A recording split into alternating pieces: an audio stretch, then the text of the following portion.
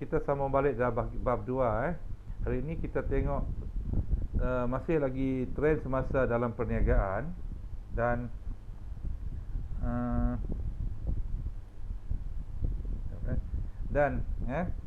kita tengok peranan kerajaan dari aspek pertumbuhan ekonomi. Kita masih 2.1 di bawah peranan kerajaan. Okey. Dalam sebuah perniagaan, dalam sebuah negara, untuk memulakan ataupun kita menjalankan perniagaan, kita kena tengok dulu aspek pertumbuhan ekonomi juga. Apa dia aspek pertumbuhan ekonomi? Okey. Pertumbuhan ekonomi adalah merujuk kepada peningkatan kegiatan dalam bidang berkaitan dengan perkembangan ekonomi. Pembangunan ekonomi yang dalam bentuk fizikal memberi kesan positif kepada keluaran dalam negara kasar KDNK. Pertumbuhan ekonomi bermula daripada perkara berikut, ada 3 perkara. Okey. Sebelum tu saya ni okey. Ekonomi dia merujuk kepada kegiatan, apa-apa kegiatan yang berkaitan dengan pengeluaran, pengeluaran ataupun perniagaan, aktiviti jual beli dan apa-apa aspek lah yang dalam sebuah negara yang melibatkan, dia kata, pengeluaran dalam negara kasar itu. Jadi bila ekonomi baik, istilah ekonomi baik, ekonomi baik maksudnya orang kata ekonomi kita baik, berkembang, perniagaan akan bertambah baik juga pada hakikatnya. Ekonomi dia tengok juga dari aspek penggunaan, maksudnya penggunaan pendapatan isi rumah, kuasa beli dan sebagainya. Okey. Sebab itulah kita tengok dari aspek pertumbuhan ekonomi, dia sudut paling ringan, paling asas kita perlu tengok daripada 3 sudut ini, iaitu pendapatan isi rumah, kuasa beli pengguna, keuntungan negara meningkat. Okey. Jadi, apa kaitan dengan pertumbuhan ekonomi? Okey, kita tengok sini. Okey, pendapatan isi rumah. Okey, pertumbuhan ekonomi negara akan menjadi perubahan dalam nilai mata wang, kemampuan ataupun pendapatan isi rumah. Perubahan nilai pasaran dalam semua sektor ekonomi dan sebagainya. Okey. Pertumbuhan ekonomi negara turut dipengaruhi oleh faktor-faktor pada peringkat tempatan. Okey, pendapatan isi rumah. Okey, jadi ini di rumah pengguna, aspek pengguna. Kalau rakyat sebuah negara itu ada duit lebih, pendapatan, mereka akan ada kemampuan untuk berbelanja. Itu maksudnya, bila kemampuan mereka berbelanja, maksudnya mereka akan membeli barang dan kilang juga akan permintaan atas barang akan meningkat pada masa yang sama, dan dia akan meningkatkan pendapatan negara, ekonomi negara. Okey. Satu, sektor ekonomi ini dia bukan saja jual beli, dia tengok banyak luas dia ni. Okey. Pertumbuhan ekonomi negara turut dipengaruhi oleh sektor-sektor pada peringkat tempatan. Jadi, saya bagi satu contoh kelas. Saya bagi satu contoh. Kalau ekonomi sesuatu kawasan itu, contohnya di daerah kita ni,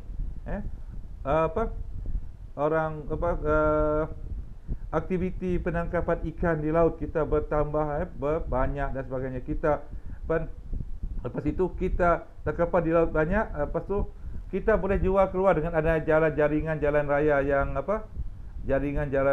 yang berkembang dan yang bertambah baik, elektrik dan sebagainya, kemudahan prasarana yang bertambah baik. Maksudnya kita boleh kita boleh mempelbagaikan ekonomi kita, mengembangkan ekonomi kita. Jadi pendapatan penduduk di sini pun akan meningkat, menyebabkan sektor perniagaan pun akan meningkat. Okey. Kuasa beli pengguna. Okey, perbelanjaan isi rumah akan menyebabkan berlakunya peningkatan permintaan. Okey. Permintaan yang meningkat akan menyebabkan perniagaan berusaha untuk mengeluarkan barang dan perkhidmatan. Okey, ini dia. Contoh kalau kita tengok pasar Sabtu. Pasar Sabtu lah di Oya ni. Hari Sabtu saja. Okey, kita tengok pada masa-masa tertentu, contohnya pada hari gaji, pada bulan gaji, kekitangan awam ramai dapat gaji hujung bulan. Ramai pengunjung datang ke situ. Sebab pada hari itu mereka akan berbelanja dan duit mereka adalah banyak di poket mereka untuk berbelanja. Itu kuasa beli pada hari tersebut. Okey. Kuasa beli pengguna ni juga akan dipengaruhi oleh pendapatan dia, pendapatan semasa dia. Kalau pendapatan dia meningkat, dia akan ada kemampuan untuk membeli barang. Kuasa beli juga dipengaruhi oleh kadar pertukaran kadar harga barang. Contoh, kalau terlalu ramai pengeluar pada masa itu, mereka akan cuba untuk bersaing, dan mereka akan, persaingan yang paling baik adalah mereka dengan cara mengurangkan harga. Mengurangkan harga. Kalau harga semakin berkurang, maka pengguna yang tadi, pengguna ataupun isi rumah ada duit banyak, ada duit yang sama, dapat membeli barang yang banyak. Itu yang kedua. Jadi ingat, bila permintaan isi rumah ini meningkat, ia akan menyebabkan pengusaha akan cuba meningkatkan barang. Jadi mereka yakin dengan adanya barang yang banyak, ada pembeli. Keyakinan mereka ada. Jadi kilang pun berkembang. Seterusnya, keuntungan negara akan meningkat. Peningkatan dalam aktiviti perniagaan akan meningkatkan pendapatan penduduk setempat. Satu. Apabila perniagaan berkembang, hal ini akan membantu perkembangan ekonomi sesebuah negara. Dia macam ni kelas. Kalau ekonomi sesebuah negara itu, satu kawasan itu berkembang, pesat, aktiviti perniagaan itu aktiviti perniagaan meningkat. Contohnya yang saya katakan, kalau kuasa kita ramai orang membeli, kuasa beli pun meningkat. Maksudnya orang akan berani membuka gerai banyak-banyak berniaga. So ada permintaan, ada orang membeli. Contoh promosi pasar Sabtu, sampai banyak barang yang jual. Bukan sekadar orang di sekitar Dalat datang, tetapi daripada Mukah, Balengian pun akan datang ke pasar Sabtu, sebab mereka ada banyak pilihan di situ. Ini menyebabkan hal ini, bila banyak sangat itu, akan menyebabkan apakah? Tarikan pasar Sabtu Oya itu akan terus menyediakan satu kemudahan kepada penduduk setempat atau untuk mendapatkan barang. Jadi banyaklah gerai yang akan terbuka, pelbagai gerai yang akan dibuka, macam expo, sebab mereka yakin ada ramai pengunjung di situ. Dan ini apa yang berlaku, kelas? Permintaan untuk barang-barang, contohnya barang pertanian. Petani akan cuba, petani di sekitar Oya akan cuba mengeluarkan barang pertanian untuk dijual pada hari Sabtu. Jadi mereka tahu pendapatan mereka akan meningkat. Satu lagi, kilang-kilang akan supply banyak barang. Jadi mereka akan menambahkan pengeluaran mereka, meningkatkan pekerja mereka, dan ini menyebabkan lebih ramai lagi berpendapatan. Bayar lagi cukai pendapatan. Untunglah kerajaan. Dari segi situ untung kerajaan dan rakyat. Bertambah makmurlah sesebuah negara. Itu pentingnya tadi. Menyedari kepada kepentingan pertumbuhan ekonomi, kelas, kerajaan dia tak ada pilihan lain. Dia mesti menggalakkan ekonomi terus akan meningkat. Pertumbuhan ekonomi negara mesti dipertingkatkan. Mesti ditambah nilai setiap tahun. Sebab yang untung adalah rakyat dan negara itu juga. Jadi kerajaan telah memperkenalkan agensi dia menjalankan program transformasi kerajaan GTP yang ditubuhkan untuk meningkatkan pertumbuhan ekonomi. GTP ataupun program transformasi kerajaan, antara bidangnya adalah bidang keberhasilan utama negara NKRA, strategi lautan biru NBOS, NBOS, bidang keberhasilan ekonomi NKA, dan inisiatif transformasi strategik SRI. Jadi ada boleh baca apa dia ni. Jadi benda-benda ini, empat bidang itu tujuannya tak ada lain untuk meningkatkan pertumbuhan ekonomi. Itu dia pertumbuhan ekonomi. Sebab ekonomi meningkat tadi, kelas, aktiviti perniagaan pun akan bertambah pesat. Bertambah pesat dan akan memberikan kemakmuran ke sesebuah negara itu.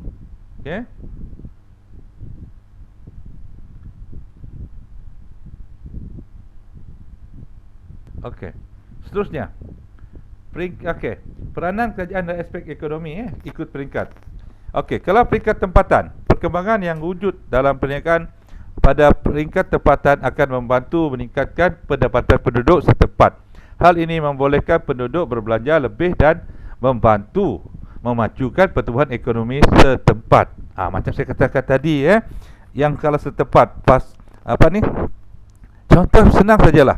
Harga balau kalau sudah permintaan untuk harga balau di kawasan meningkat. Jadi dia akan menyebabkan pendapatan pekebun balau akan meningkat, dan mereka juga mampu untuk berbelanja barang-barang di kedai dan akan memajukan pertumbuhan ekonomi kawasan. Maksudnya kita akan tengok bermacam-macam barang akan dijual di satu kedai di pekan-pekan tertentu dan banyak orang akan buka kedai-kedai yang baru.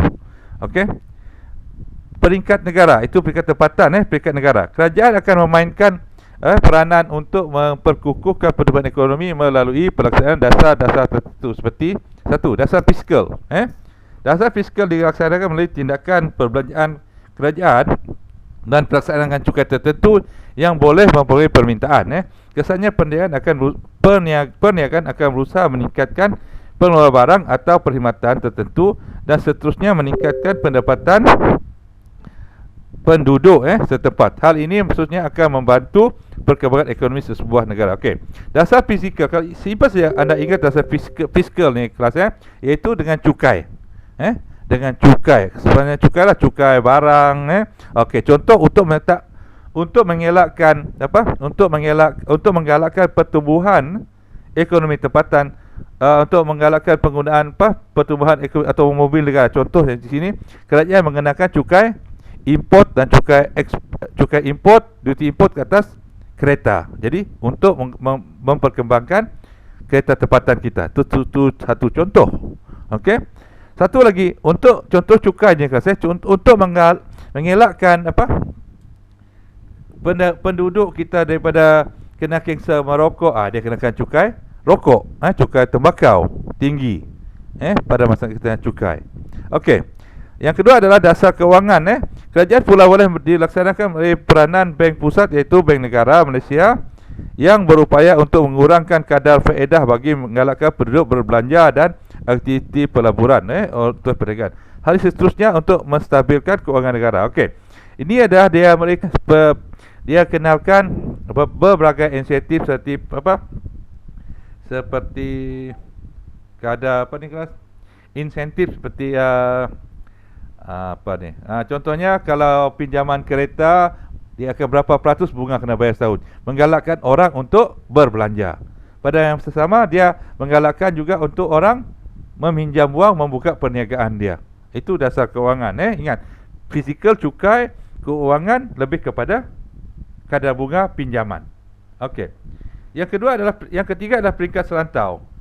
Okey, perbelanjaan penduduk akan meningkatkan penawaran dan membantu mengukuhkan ekonomi negara. Kerajaan boleh menyediakan allowance ekspor untuk menggalakkan perniagaan ekspor lebih banyak barang dan perkhidmatan yang lebih banyak ke luar negara. Okey. Ini satu contoh kelas kalau kita pasaran Malaysia hanya 32 juta sahaja tetapi kalau kita pengusaha ataupun niaga itu usahawan tu ada barang yang boleh mencecah sampai peringkat antarabangsa ataupun serantau, dia boleh mengekspor keluar. Jadi kerajaan akan mengenakan satu membuat satu dia kata duty allowance export untuk kita galakkan pasaran luar untuk mengembangkan perniagaan kita. Itu dia itu dia. Okey, untuk aktiviti anda, okey.